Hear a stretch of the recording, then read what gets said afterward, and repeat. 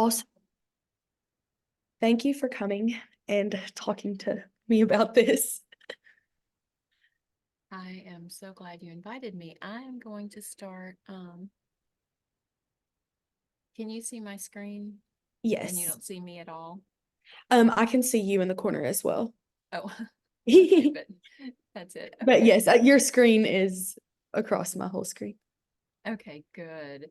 I'm going to start with our presentation. It's domestic violence through the looking glass. It's understanding the bigger picture.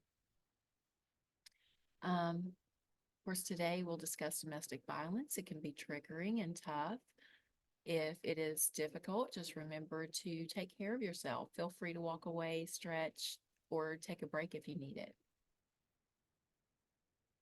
Um, we are going to learn all about domestic violence, how to demonstrate the understanding and dynamics of domestic violence, the power and control model, identify tactics and techniques of physical, sexual, and emotional abuse that batterers use, and understand the impact of domestic violence. So my name is Dina, and I work for the Chattanooga-Hamilton County Family Justice Center, and we focus on intimate partner, teen dating violence, family violence, sexual assault, elder abuse, child abuse, and human trafficking. We have a victim safety and an offender accountability model. We have many partners and many different programs. Our goal is to help bridge gaps that prove to be barriers for survivors to get help. We do have a lethality assessment program, a high risk program, and we have tons of services provided by us and our partners, including a 24-hour hotline, safe shelter, and a rape crisis center through the Partnership for Family, Children, and Adults. I'm going to move this over here.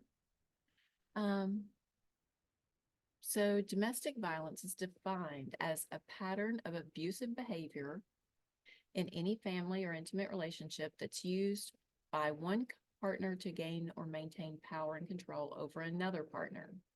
It can be physical, sexual, economic, or financial, psychological, technological.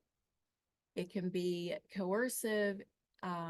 It can be manipulative. There are many different dynamics when it comes to domestic violence. So the definition also recognizes that victims can be sexual, dating, intimate partners, family members, children, people who are related together, have lived together, dating, have dating, were married, are married, or even a caretaker.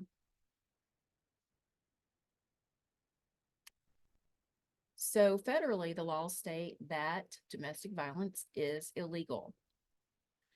Stalking, harassment, assault, or assault with or without a deadly weapon, threat of assault, protection, order violation, sexual assault, restraint, strangulation, and now financial abuse is all arrestable.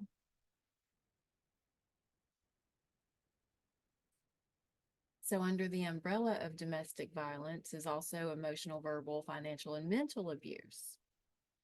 Doesn't always have to be physical. This also should include stalking and harassment. So in the United States, 3 women are killed by an intimate partner every single day. Wow, that's crazy. Um, Also in Tennessee, we have steadily ranked to be in the top 10 until 2020. And we finally made it into the top 11. This is the top 10 and 11 for women being killed by a man that claims to love her. So in 2023, Tennessee ranks number 10 in female homicide that is homicide or femicide. That's homicide committed by a man who says he loves her. Boyfriend, former boyfriend, husband, former husband. So in Tennessee, as of 2023, Tennessee ranks number 15 in the United States for domestic violence, and those are only the reported incidents of domestic violence. So I did find this from January 1st to January 31st in the United States, there's been 101 reports of domestic violence femicide. That's homicide that is the same as I said before, women being killed by men who claim to love her. I also found that the most horrifying cases from just January were murder suicides, of course, shootings, stabbings, beheadings, drowning, and mutilation. And that's super disturbing. I thought these stats were pretty interesting because 40 to 54% of United States women were killed by their husband, boyfriend, or ex out of all of the homicides that were committed. The number 2 cause of death for African American females is being killed by their intimate partner. It's also the 7th leading cause of death or premature death in the United States. Immigrant women are at increased risk, and that was in 2010. That still stands true today. And 70% of all women that are murdered, they were abused by a prior partner. The last one, women are far more likely to be victims of homicide, suicide versus men. That's standing true to this day, and I think that stat was from about 2020.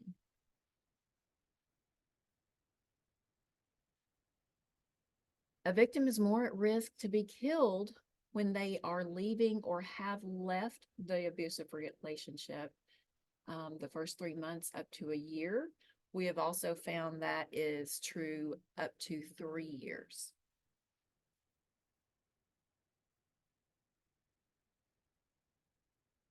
So in the United States, 1 in 3 women and 1 in 4 men have experienced some form of physical violence by an intimate partner within their lifetime.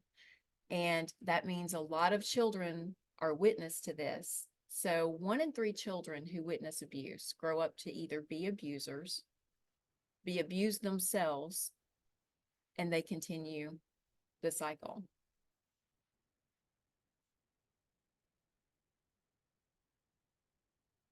Domestic violence is the leading cause to injury to women more than anything else.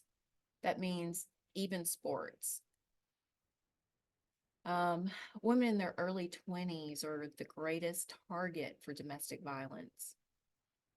And domestic violence, unfortunately, is usually against women. That's every 9 seconds a woman is assaulted or beaten by an intimate partner. This is the power and control wheel. It shows the kind of the how and why of domestic violence. Regular use of other abusive behaviors by abusers. It just makes up a larger system of abuse. And if anyone would like a copy of a power and control wheel, I'd be happy to give that to them as well. We're going to start the power and control wheel. As you can see here, it's got several different components on it. And we are going to start with sexual abuse, because we all know that in intimate partner violence, there is most of the time a sexual abuse component. So the legal definition is physically forcing, intimidating, or coercing an unwilling participant to engage in or perform sexual acts against their will. Coercion is something that sometimes is overlooked, and we really want to bring light to an I don't know is a no. A maybe is still a no. Unless it's an enthusiastic yes, it's a no. The reason we say that is because 1.5 million and 1.5 million women, 834,700 men are raped or physically abused every single year by an intimate partner, not a stranger, by an intimate partner. We're going to move to intimidation, and the legal definition is that it is a behavior and legal wrong, which it usually involves deterring or coercing an individual by threat of violence. In various jurisdictions, a crime and civil wrong, it can actually be arrestable. Intimidation is similar to menacing, coercion, terrorizing, and assault in more of a traditional sense. So what does it look like? Displaying of weapons. So you can see the knife being yielded in one of the videos. You can see the pot being yielded against the man in the other video. These are all displays of intimidation. There's also destroying victims' properties or things as a technique of control. And actually destroying someone's property, an intimate partner property, is domestic vandalism, and it's still arrestable. It may seem simple and unassuming for anyone except the victim, but a look can even be intimidating.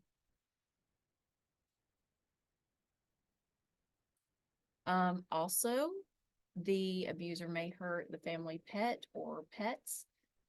It's estimated that 1 million animals are abused or killed in connection with domestic violence. It's also been found that about 71%, and I would dare to say that that's probably a lot higher of a number now, but 71% of domestic violence victims report that their abuser also abused their pets.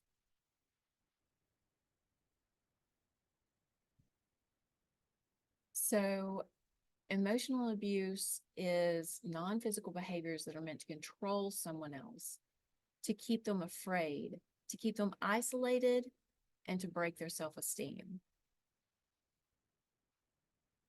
Abusers often make attempts to assert power and control by causing the victim to question themselves and doubt their own experiences, to make themselves feel crazy.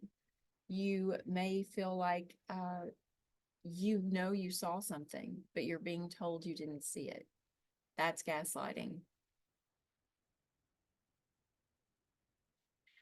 So it can look like withholding love or emotion. It can look like using your religion against you, your values against you, even your fears against you, demanding all of your time and attention. It can be character assassination. All of those are examples of emotional abuse.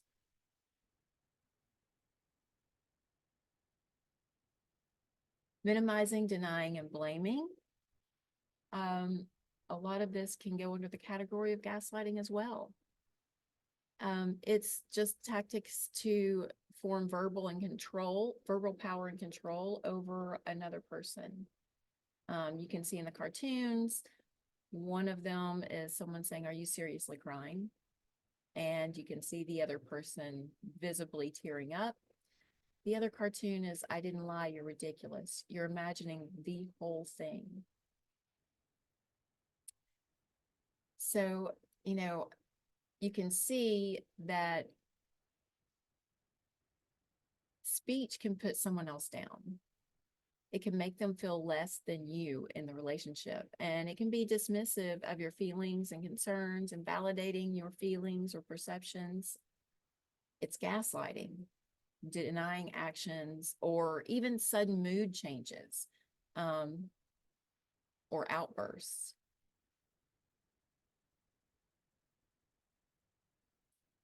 Isolation is the result from actions that control a person's activities and social interactions. Um, Often abusers try to influence where their victim may go and who they can communicate with. It makes the victim absolutely dependent emotionally and physically on the abuser. This is something we see quite often is using of children. An abuser may use the children to maintain control over the victim, either threaten to harm the children, kidnap the children, or, they may tell them, if you leave, you're just breaking up the family and you're doing our children a disservice by not having both parents here at their um, situation. I'm sorry, I saw this pop up. Um, there's also using privilege. It used to be called using male privilege on the old Duluth model, but now it is using privilege because we are seeing that intimate partner violence is not only heterosexual, it's also in every single relationship. It's used to maintain dominance in the relationship. The biggest part of domestic violence is that imbalance of power. And so some people in abusive relationships, they become abusers because they totally believe that they are better than their counterpart and they see themselves as better. Um, it can even come in kind of the old school way of thinking where male privilege is that women are objectified and they're looked at as less than. And in some cultures, that is seen as appropriate even to this day.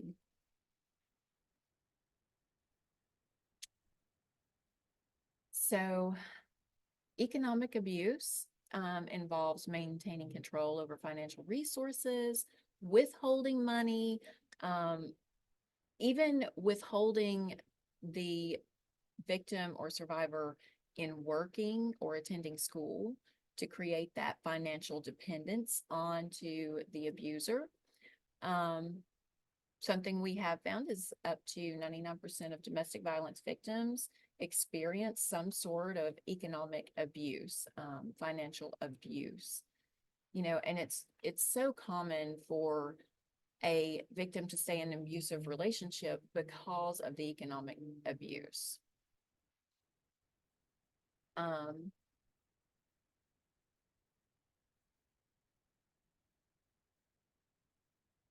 Financial abuse is a huge deterror on keeping a job um, or obtaining a job. There's studies that show up to 66% of domestic violence victims and survivors lose their jobs because of reasons that stem from their abuse, whether it's missing work or, you know, having to go to court and things like that. It can also be with preventing employment. It may be that the abuser doesn't want the victim to work at all. So, coercion and threats, it refers to a pattern of controlling behaviors that create an unequal dynamic of power in the relationship. These threats can be verbal assaults that can scare the victim into staying with the abuser, um, depriving them of basic needs, using sleep deprivation, interrogating them about what they do, who they talk to, where they're going, or where they've been. It could even be threats of violence against them or a loved one or a pet.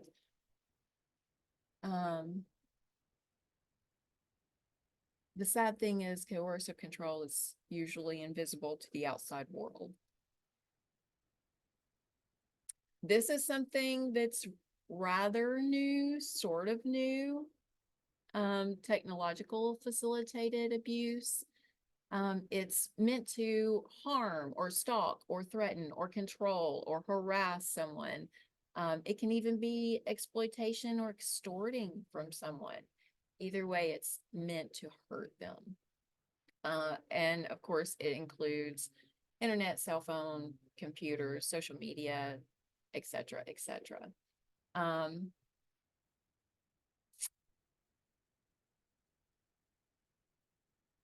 It can really be used in stalking techniques, and we've seen this quite a bit. It's a great way to stalk someone and learn the whereabouts or the lifestyle of their victim. It can also be a great way for a victim to be harassed. We have seen a lot of threats of revenge porn.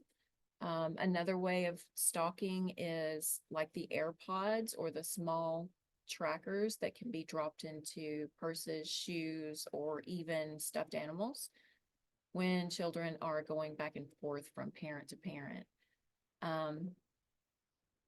This one is a little scary.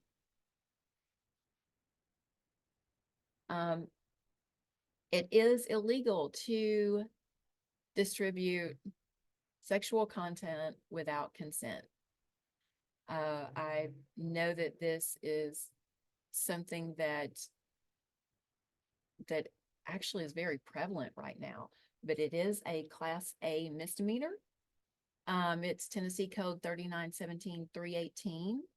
It's the unlawful act of exposure. It's the act of trying to instill fear or enact emotional distress on another's part by distributing unlawful photographs, video, or recording of a person's intimate parts. That is the law that stands now, and hopefully no one will experience that anymore since it is a law. Stalking is something that happens quite often. We have found that 1 in 5 women and usually 1 in 7 men experience some sort of stalking by an intimate partner. And we have also found that 1 in 7 women actually felt fearful or believed that someone would harm or kill them through the stalking. Stalking isn't just the creeper that no one knows.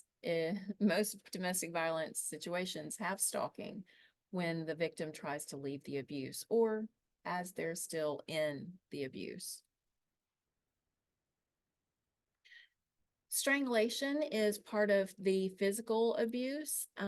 It's intentionally or knowingly impeding normal breathing, circulation of the blood, applying pressure to the throat or neck, or by blocking the nose and mouth of another person. Regardless of whether the contact or the conduct results in visible injury or there's true intent to kill, it still injures the victim. And something that we have realized through lots of research is being strangled increases a victim's chances of being killed by that same intimate partner by 750%. So strangulation is what happens on the outside of your throat, while choking is what happens on the inside.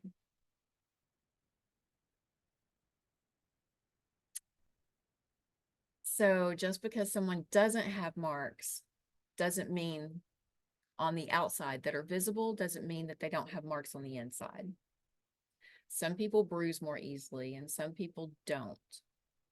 There are other signs that can be on the inside without being on the outside. This poster shows petechia, bruising around the neck, scratches on the throat, which are actually defense scratches. That would be from someone trying to pull someone's hands away from their neck. And there's also neurological damage. In strangulation, within 5 to 10 seconds, someone can be rendered unconscious. As you can see, within 14 seconds, they can seize. Within 15 seconds, there's loss of bladder. 30 seconds is loss of bowel. Between 15 and 30 seconds, we have seen, and it may be closer to 10 to 30 seconds, that's when petechia occurs. Within 1 minute, respiration ceases. And within 62 to 157 seconds is death. So strangulation can cause a traumatic brain injury. Traumatic brain injury, or TBI, from domestic violence can be caused from being pushed against a wall. It can be from being pushed downstairs or on the ground, being shaken violently, or strangulation. This is also why in traumatic events, people experience like a freeze situation.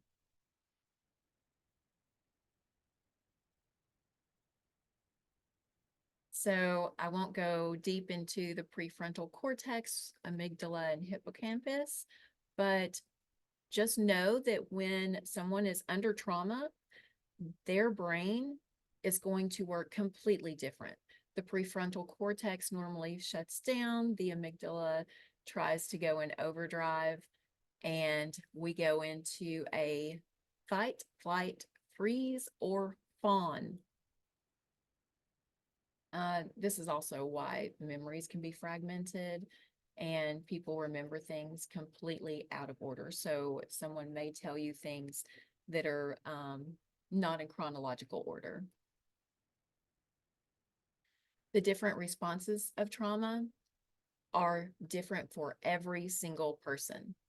No one has the exact same responses to trauma as everyone else. There's no cookie cutter way to respond to trauma. They can be shaky, they can be disassociated, completely unresponsive. They can be hypervigilant, they can have insomnia, they can have fawning, which is people pleasing.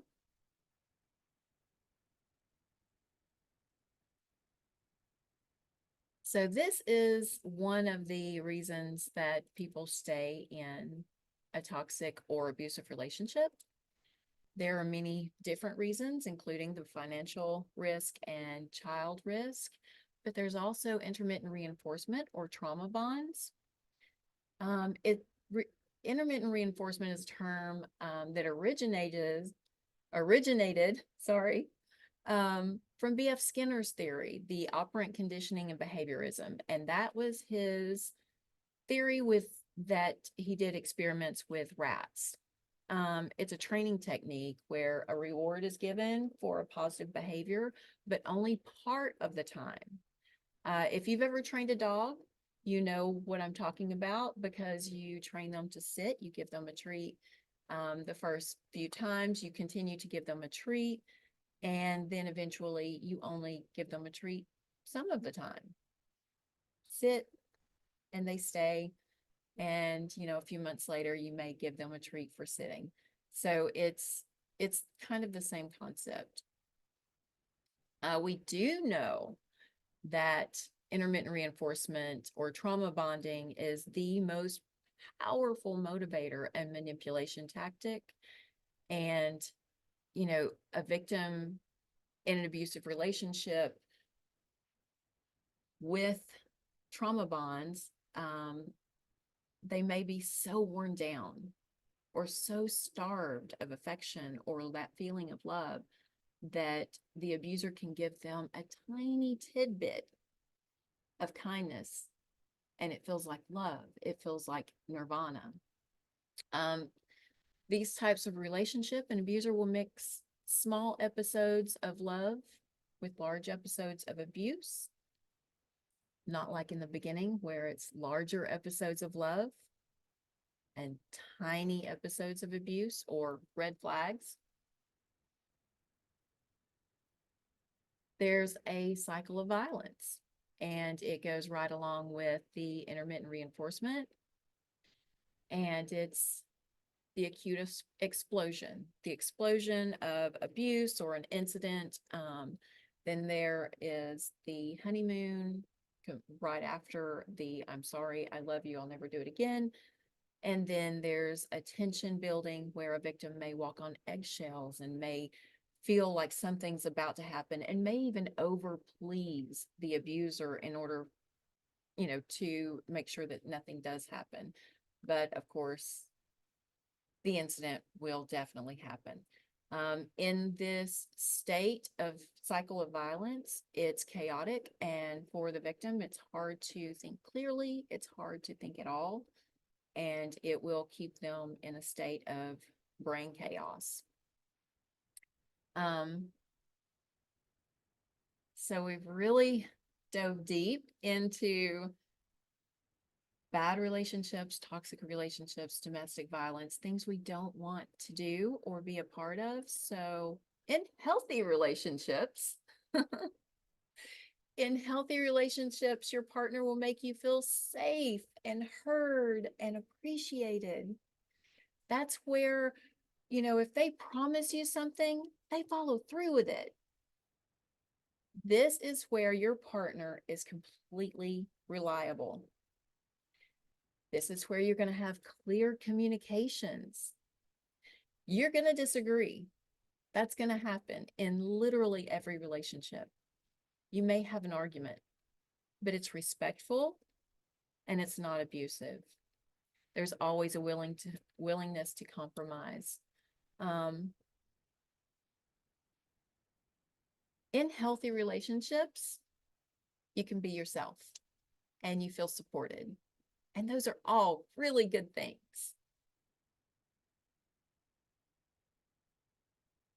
So in healthy relationships, there's no imbalance of power. There's a respect of one another's boundaries and even independence. There's no fear of retaliation or someone getting back at someone in a healthy relationship. And there's no fear of walking away from a healthy relationship that you'll be stalked or physically hurt or restrained in some way. So those are all good things. I have a QR code for a survey. If you don't mind taking it, I would appreciate it. It helps to pay for my grant. And if you ever have any questions, concerns, comments, or would just like to talk to me, you can call our Chattanooga-Hamilton County Family Justice Center. The number is 423-643-7600. My extension is 7626. You can email me or the Chattanooga-Hamilton County Family Justice Center. You can come into the Justice Center at 5705 Uptain Road, Monday through Friday, 8:30 to 5, and you do not need an appointment. We are also on the bus line, and all of our services are free and confidential. Thank you so much. I wanted to put the resources here just in case someone needed them. And if you need any more resources, please don't hesitate to reach out. Thank you. Thank you. That was great. Thank you. Do you have any questions?